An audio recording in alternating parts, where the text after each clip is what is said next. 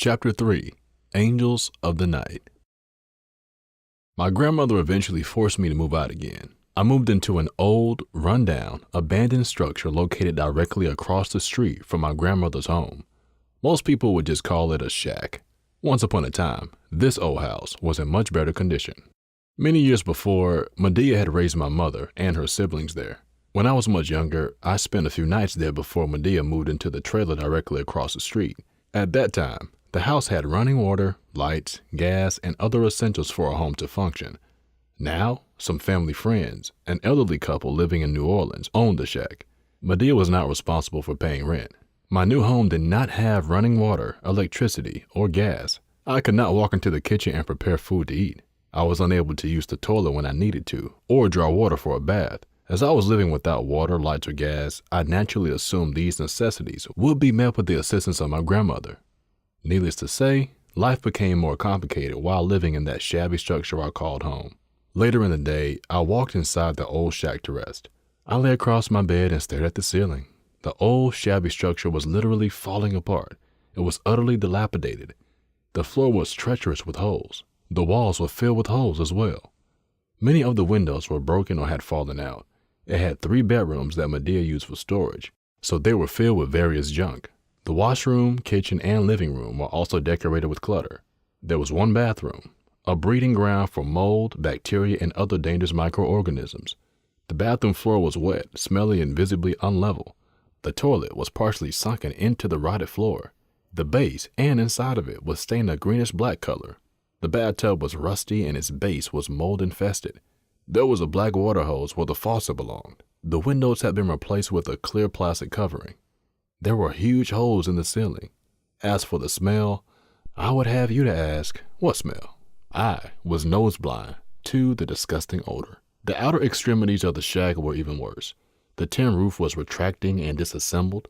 Underneath, a great portion of the roof's wood was decayed and had been eaten away by termites. The white shingle siding was now green and scattered thickly on the ground, as the faintest breeze would cause them to fall from the house. You could see what was left of the insulation through the holes in the walls, and the foundation was nothing more than broken concrete cinder blocks. A small forest of weeds, briars, and piles of rubbish surrounded the structure.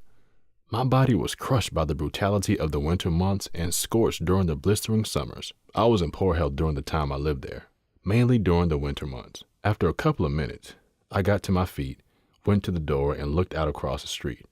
I saw my Uncle Andrew walking behind Medea's house and called to him, asking him to come over for a moment.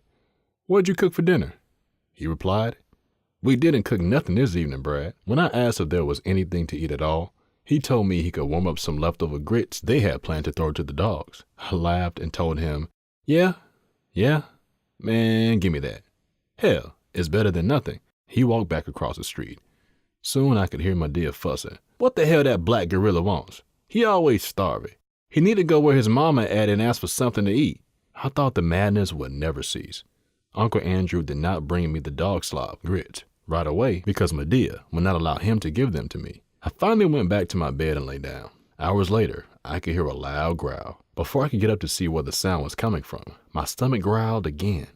Frustrated, I got out of bed, walked across the street, and knocked on Uncle Andrew's bedroom door. When he opened it, I asked what happened to the grits he was supposed to bring me. Medea had thrown them away when she found out that he was planning to give them to me. Okay. I walked back to my shack and prayed to God for a better life. I went to sleep with a hungry stomach. The next morning, I awoke to the smell of breakfast.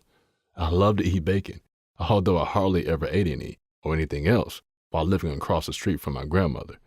I smelled bacon cooking, but instead of being mentally broken down, wondering if I was going to get to eat breakfast, I stayed inside and pretended not to be hungry. I did not walk across the street and beg for anything to eat that morning because I saw my Uncle James and his wife Lauren sitting on the porch with Medea.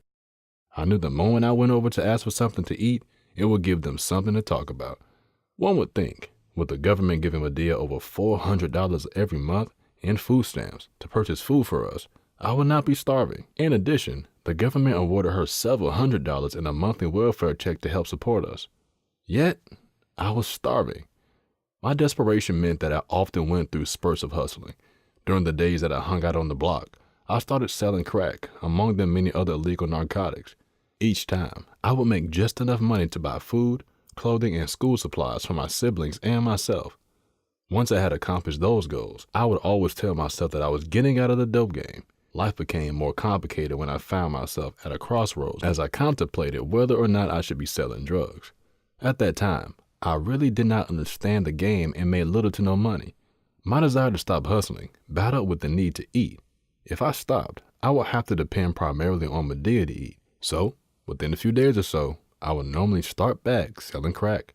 My unassuming early stages as a drug dealer were ironic. I approached a known drug dealer named Kevin at the corner store. Kevin frequently sold crack to addicts, including my mother. He wholesaled crack and cocaine to a number of lower-level drug dealers. "Yo, what's good, big homie? I'm trying to get a $20 flipper." Kevin asked, "Are you smoking crack?" "Man, I'm trying to sell. I'm not smoking nothing." He took my $20 and gave me $40 worth of crack cocaine in return. I walked away with 2 tan crack rocks valued at $20 each.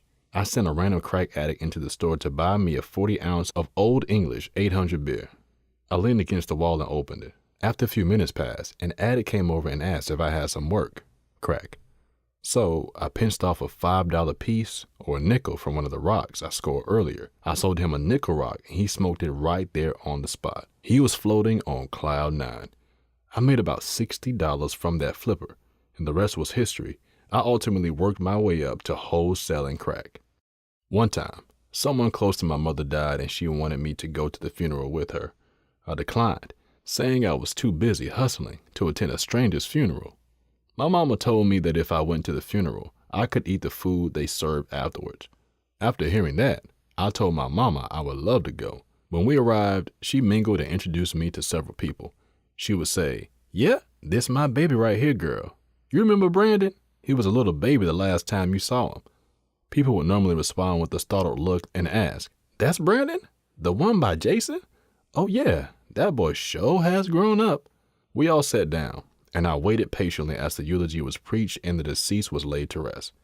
Now it was game time. I ate the food that was given to me, as did my mother. We even took plates to go. You see, this is the kind of thing that I loved about my mom. She was not ashamed of anything. We crashed a couple of other funerals, or to speak more accurately, I crashed them. My mother would go to the funeral because she knew the people and genuinely wanted to pay her respects. On the other hand, I had an agenda. My mother and I have a special bond, and we were very close at that time, perhaps even closer than we are today. We spent most of our time together in the street. We did many fun and crazy things, but I never drank alcohol or sold drugs on the same corner as my mother. I was always serious and on guard whenever we shared the same block, although there was one exception. One day, my mother and I had been on the block all day, and it was dead. That is to say, nothing was happening. I did not have any crack to sell, or any money to score drugs to resell. Mama did not have any money to buy cigarettes or beer for herself. There was no one else on the block that day, which was highly unusual for a high drug and prostitution area. We ended up in the parking lot of a store where dealers sold crack and other drugs. We walked to a tree that shielded us from the beaming sun rays. Mama sat on a milk crate, and I sat on top of a wooden plank I had placed across the top of a large metal barrel. A cousin of ours drove up, parked his truck, and started walking into the store. Chris, come here.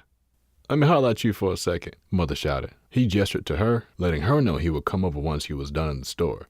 After buying an ice-cold beer, Chris walked over to us.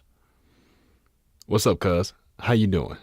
"What's up, little cuz?" he said. He popped open his beer and Mama asked him why he did not buy more than one. He joked, saying, "Y'all don't drink. Y'all some Christians, ain't y'all?" After poking fun at us, he asked us what we wanted to drink. Mother asked him to bring her a bottle of wild Irish rose, and I asked for some Thunderbird. Chris went back into the store and came out with 2/5 of wild Irish rose and a pint of Taka vodka.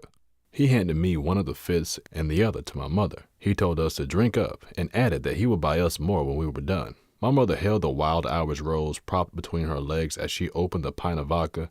Somehow, my mother and I ended up in a drinking contest. Because she rarely saw me drink, she assumed that I couldn't handle my liquor. "Chris, that boy can drink a fifth of liquor. We're going to have to tote him out of here." I laughed and boasted, "I cannot drink both of you any day. I can handle my liquor." Mama gave me a startled look before grinning.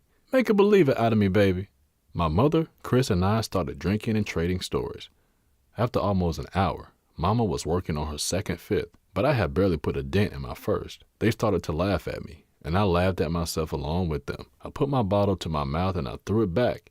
When I brought it back down and looked at it, I realized I had drunk more than half of it. I continued to take big gulps until I finished and quickly cracked open my second fifth. After a few minutes, I realized that the alcohol had started to take its toll because I almost fell off the trash can. I nonchalantly got up and used it as a prop to keep my balance. Meanwhile, my mother continued to drink unfazed. Chris kept the fifth steadily coming. Soon, Chris was twisting open the top and passing me my third fifth.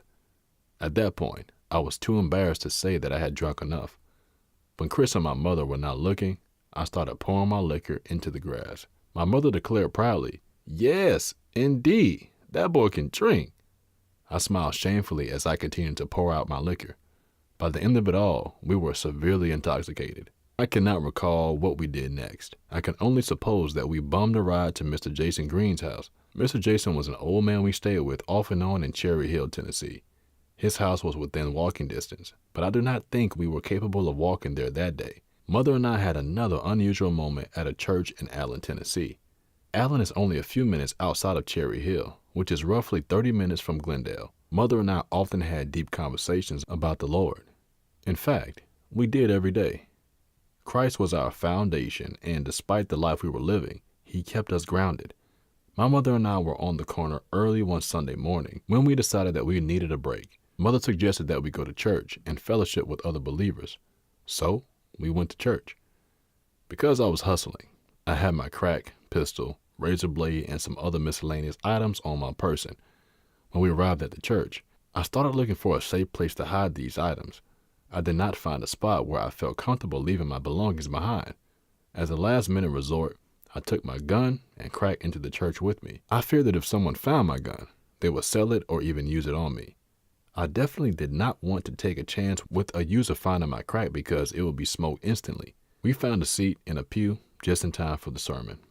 I cannot quite remember what the sermon was about, but I can vividly recall seeing the collection plate being passed around. I noticed some people adding large bills and taking out the change they wanted from the money that was already in the plate.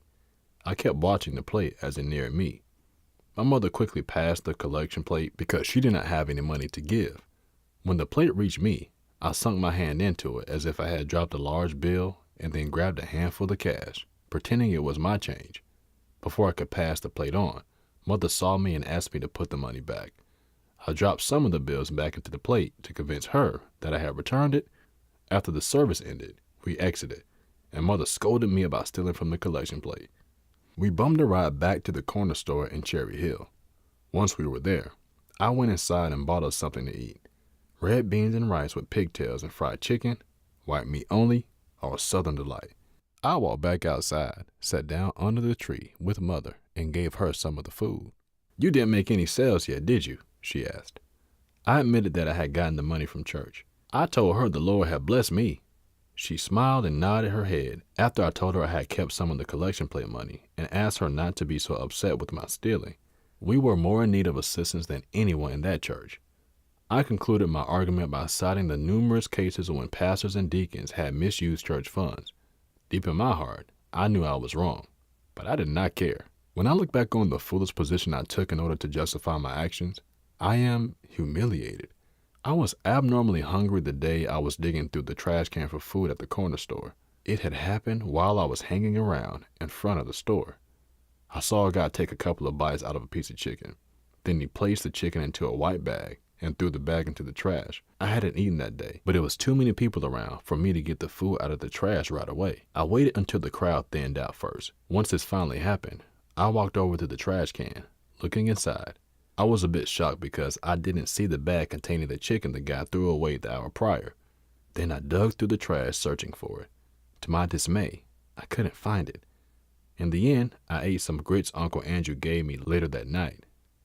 If I would have eaten from the trash that day, it might have served as a pathway to an undesirable means of attaining food to eat. In my teen years, I committed a lot of crimes, but I never quite got around to robbing the Exxon Mobil station in Glendale. My reason for conspiring to commit armed robbery was to acquire a generous sum of money and move my mother and myself off the streets. My plan involved carjacking a stranger and using his vehicle to drive over to the ExxonMobil station, where I would rob it.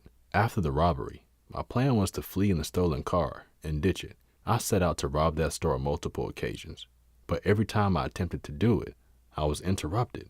The first time I set out to rob the ExxonMobil station, I gathered my tools and put them into my black bag.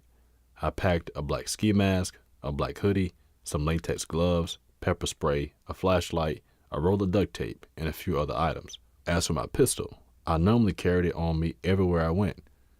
Now that I had gathered all my tools, I was ready for work. I did not have a vehicle, so I had decided to set up a roadblock and take one. Around 1 a.m., I closed the door of my shack and walked down the street to the main highway. I found a decayed tree that had been blown down during the storm earlier that night and pulled it into the roadway. Then, I walked into the woods and waited to ambush the first vehicle that stopped. I pulled my ski mask over my face and made sure my gun was locked and loaded. After a few minutes, a car drove up and stopped just on the other side of the tree. I waited for someone to exit the vehicle before I approached it. The car door opened, and I started walking towards the vehicle with my gun pointed. The overhead light inside the vehicle came on. Suddenly, I could see inside. A couple of women and a small child were inside. I shouted and cursed underneath my breath. Lowering my weapon, I turned and retreated back into the woods, deeply distressed. As badly as I wanted to take that vehicle, I could not bring myself to rob a couple of women with a child. Although I was only a 12-year-old child at that time, I did not think of myself as one. I watched the women struggle unsuccessfully for nearly a half hour to remove the tree until they finally gave up and chose a different route. Moments later, a truck came careening down the roadway at a high rate of speed. As the brakes were slammed to avoid crashing into the tree, I could hear country music blaring out of the window. I could see a middle-aged white fellow inside, and he appeared to be heavily intoxicated. I stalked him as he attempted to run his truck over the tree. After several failed attempts, he sat motionless for a minute or two and started talking to himself. I nearly started laughing as I approached his vehicle to extract him. When he opened his door and stumbled out, I was standing in the woods, only several yards away from him. I observed his movements carefully, pulled out my gun, and ran into the roadway intent on taking his truck, cash, and any valuables. "Is that Nathan? Damn, it sort of looks like him. That's his crazy ass," I said to myself. Shocked, I turned away and re-entered the woods. Nathan was my next-door neighbor. His sons and I were very close friends. Poor Nathan was too intoxicated to even notice he was in harm's way. He was somewhat of a drunk and whipped his kids regularly whenever he got inebriated. In hindsight, maybe I should not have spared him since he never spared them. He stumbled back into his truck and drove through a ditch around the tree. Just when I had decided to give up and was about to walk out of the woods, a car with two white hippie-looking guys pulled up. I scrambled back into the woods as they bolted out of the vehicle. One of them was giving instructions to the other as they walked toward the tree. They stopped and stood near it, eerily looking into the woods in my direction. Although I had decided that my night was not over and I would rob these two guys, the guns they wore on their sides indicated otherwise. Although I was a gangster and did not have a problem with violence, I figured I would like to live to see my 13th birthday. So I quietly walked deeper into the woods and sat down. I knew that if either of the two men heard or saw me, they would have opened fire. One of them rested his hand on his pistol the entire time they were outside the vehicle. After removing the tree from the road, they drove away. Shell-shocked, I emerged from the thickets and walked home hanging my head low. Today, I would say that the two men I described as hippies were actually narcotics officers or a pair of detectives. My plan had been foiled by a couple of women, my drunken neighbor, and two suspected police officers. I changed my plans. I decided to rob the ExxonMobil station the next time I was in Glendale, so I would not need a vehicle to get there. Then, one evening, I found myself in Glendale, frustrated after losing almost all the money I had made selling crack in a dice game. Normally, when I lost my money in a dice game, I would pretend to be upset and snatch all the money off the floor. I often shot dice for leisure and to earn money to buy food and other necessities. But my only problem was I never learned to quit while I was ahead. It didn't matter how much money I had won. I would continue gambling as long as someone had money. I was in New Orleans shooting dice one day and lost all of my money. I stood in silence, enviously staring at the trash-talking guy that won most of my money. He stuffed the money into his pocket. He continued shooting dice with 2 other guys. 7 and 8 are running mates, he bragged. I reached down onto the ground between them and grabbed the large pile of cash they were gambling for. I snatched the money from them and pocketed it. They all became upset and threatened me, to which I replied, "Fuck y'all. This is my money. I won this shit." There were times when I shot dice with counterfeit money I wasn't able to pass off at retail stores. When I did this, it didn't matter if I won or not. That night, I retired from my long evening of shooting dice and got back to business. I already had my black bag with me, so I started walking to the ExxonMobil. It was around 10 p.m. when I walked to the street behind the store. Once there, I pulled my black hoodie over my head. Next, I removed my gun from my bag and secured it in my crotch. As I continued to walk, I heard someone running up to me from behind. I turned around and waited for the person to pass by. As he approached, I realized that it was my mother's boyfriend, Gregory. He ran past me shouting, "Come on, hurry up." I pulled my gun out of my pants, stuck it back into my bag, and started running with him. We stopped several blocks away near an apartment complex.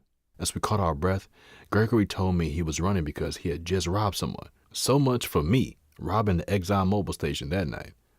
A few weeks later, I attempted to rob the ExxonMobil for a 3rd time. That night, I swore not to allow anyone or anything to interrupt my plans. I traveled the same path as I had weeks earlier. I climbed through a very steep ditch in order to approach the station from the rear, a poorly lit area. As I passed through the ditch, I pulled my ski mask over my face. I put on my latex gloves and then forced my leather gloves over those. In the parking lot, less than 20 yards from the store, I stooped down behind the trash can. I observed the movements inside and determined that there was only one clerk working. With my gun in hand, I proceeded to the front entrance. Just as I was about to enter the store, I glanced over the parking lot. Parked on the other side was a familiar sight, my Uncle Andrew's car. I turned around and quickly pulled off my ski mask, shoving it and my gun into my bag. I shed the gloves and thrust them inside as well. Then I slung the bag onto my shoulder and nonchalantly walked into the store. "Hey, little Jackie, what are you up to?" the gay clerk greeted. "Not too much, homie." "Did you see Andrew?" I called back. Stepping back outside, I walked over to Uncle Andrew's car. There he was nursing a can of beer like he usually did. He was rocking his head to the beat of the radio. "Hey, what's up, Brad? Where you been? Take a seat." He leaned over and unlocked the door. I sat in the car with him, and he offered to buy me a bag of potato chips. We walked into the store together, and I nodded my head at the clerk to acknowledge him. I grabbed a bag of 69-cent Lance barbecue potato chips and put them on the counter along with the snacks Uncle Andrew was buying for himself. We strolled back to the car to eat our snacks. We sat in the parking lot for a while and then drove home. I entered my domain, and Andrew proceeded across the street to Medea's. I lay across the bed and pondered deeply about my most surreal experience.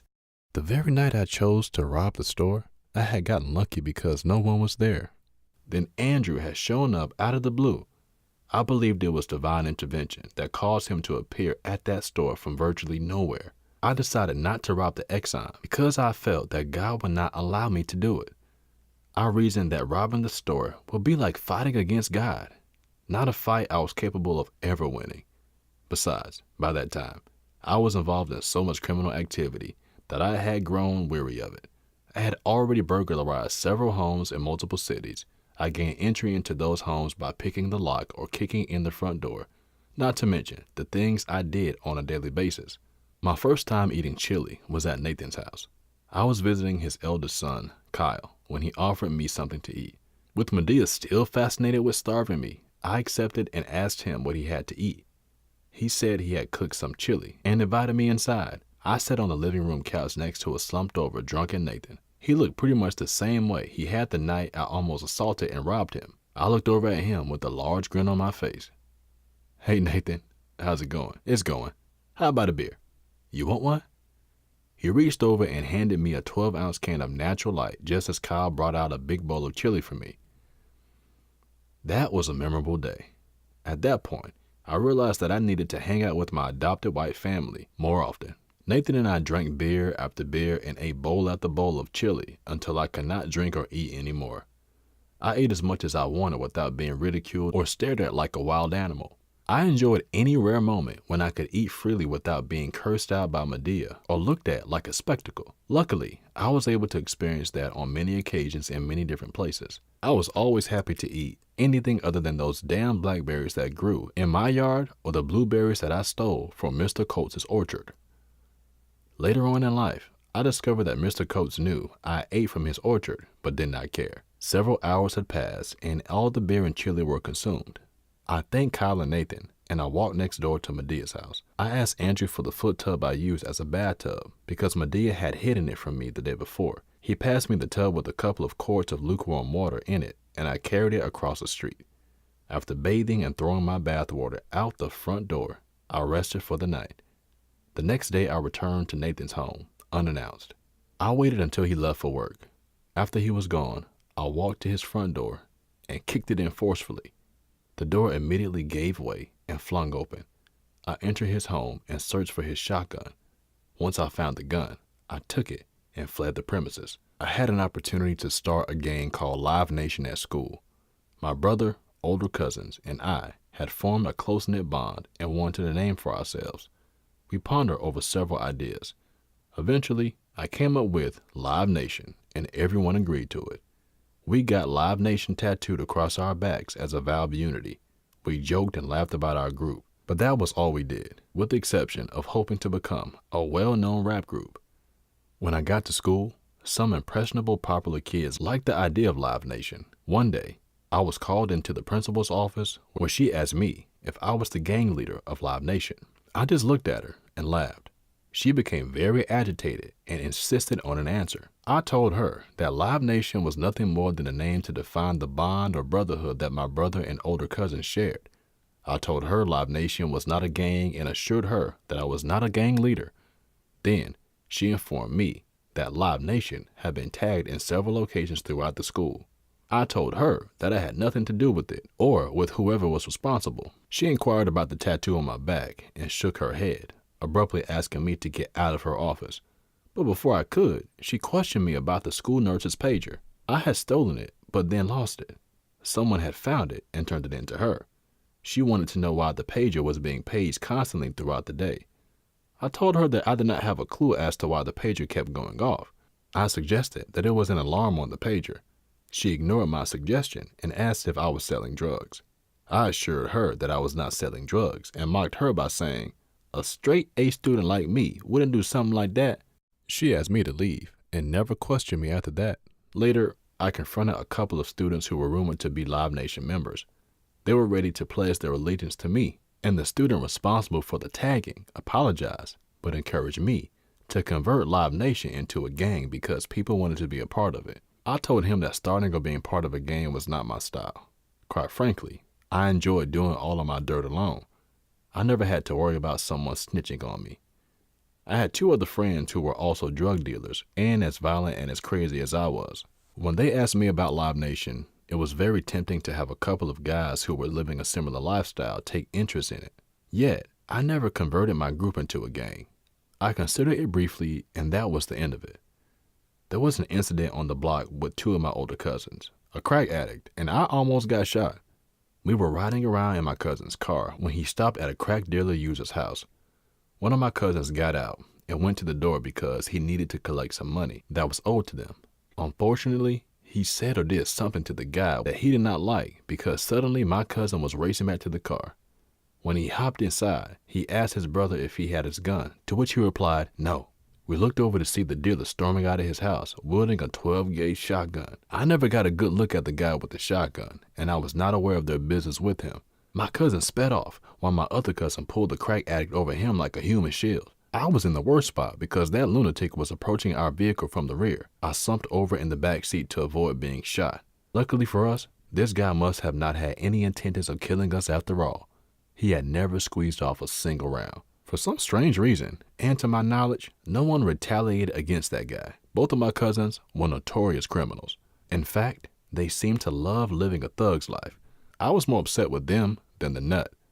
Otherwise, I would have gone back and killed him that day. But it was not my fight.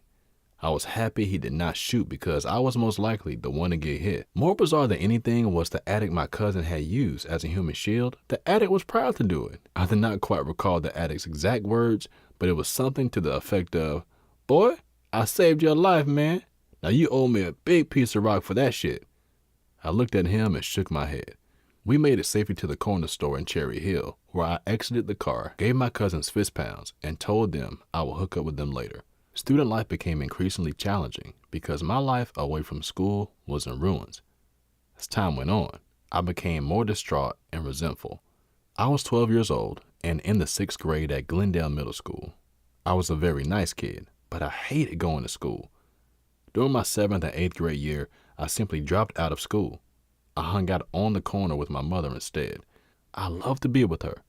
However, I did not quit school to hang out on the corner. I quit because I was homeless. I did not have a place to stay. I rotated between spending a few nights with my cousin Trisha, my abandoned shack, and in other various places. I tagged along with my mother on the poverty-stricken streets of multiple cities. Both times I dropped out. Those are my living conditions. Unlike my classmates, normal kids concerned with homework assignments and doing well on spelling bees, I was troubled over what I was going to eat and where I was going to sleep that night. By the end of my 7th grade year, I discovered that I had been promoted to the 8th grade. I was very excited and had a feeling of happiness indescribable with words. I had a sense of pride, despite the fact that I was homeless. At the start of my 8th grade year, I attended class on the first day. The pressures of my personal and family life never relented though. I continued to pursue my education, but the reality of my conditions spoke louder than my fantasy of completing school. After only a few weeks into the school year, I eventually dropped out for the 2nd time. I still hoped to be promoted to the 9th grade. Instead of learning math and science in the classroom, I learned the science of cooking crack. I never thought that I would be a drug dealer. It was not something I wanted to do. Although many youths today viewed this sort of lifestyle as a fad or a cool thing to portray, I understood the consequences early on. I never really considered myself to be a bad guy, gangster, robber, and definitely not a drug dealer. But the truth is, I was all of those things. When I first started hanging out on the street corners and drug-infested areas with my mother, the nice, well-mannered young man she had brought me up to be accompany her. Initially, when I saw how life was in the streets and how the people there treated each other, I was shocked. In areas rich in crime, drugs, and violence, real love, peace, and respect was absent. You cannot stand on a corner with a prostitute advocating love while she solicits sex in exchange for currency. She is poised and focused on making money. It makes no sense to ask a gangbanger about finding peace and about stopping the violence because he might pull out his piece and use it on you. How can you teach a drug dealer to respect the black men and women he abuses when he himself is a victim of that same abuse? I was in awe when I realized that life had so many twists, and when I thought I had it all figured out, it surprised me again. I lived in the midst of the ranks of these men and women. I was not ignorant to their wrongs and faults, but felt sorry for them. Many drug dealers not only think they are unstoppable, but also believe they will never get caught by the local authorities. Although they are threatening and intimidating, these guys are as feeble as little infants because they are blinded by ignorance. They are blinded by the financial gain of crack sales, and that same allure will be their downfall. This fate awaits the prostitute, the pimp, and all the others. I still contended to do no wrong. I observed with a trembling uneasiness the lack of respect my mother received on the streets. I was familiar with this pain as my own family practiced this same hatred towards her as well. This made me grow wary and very contentious of anyone who opposed her. In my heart, I was my mother's little protector, like an archangel. I knew fully well that my attitude was not threatening at all, and if anything, encouraged people to mistreat and disrespect my mother. Once I realized this truth, I had a turning point. I stopped being so nice because nice people get killed in the street. Nice people get raped, robbed, conned, and buried. So I decided to develop into the kind of people that surrounded me. Whenever I kept the company of killers, I too will be willing to kill. If I were in the company of thieves, I would be prepared to steal, take their lives. When around people that might possibly hurt my mother, I would have premeditated on how I would hurt them first. I became my environment. I became the drug dealer. Yet, I always remained respectful and compassionate towards women and people who posed no threat to my mother and me. I lost myself in the street. I believe that's what it took to protect my mother and myself. People suddenly began to realize my new attitude, and for those that were not convinced, I convinced them. I was lost and did not even know I was missing. If I had known, I would have gone searching for me. Meanwhile, school continued and I was receiving failing grades because of my prolonged absence. One day, while on the corner, one of my mother's closest friends encouraged me to return to school. We were sitting on a couple of buckets watching the school bus go by. She told me that regardless of how I was behaving, I was still a good person. She told me the life I was living was not the life God had chosen for me. This woman was a prostitute and addicted to crack. With pride and prejudice absent, I listened and heard her plea. I respected her with the same respect I demanded from my mother. Of course, I did not have full confidence in the things she told me. As I sat there on my bucket, I thought for a moment, wow, this sounds so good, but I'm still homeless. Later, I spoke with my mother about the conversation, and she was elated. We decided in order for me to get back in school, I would need a stable place to live.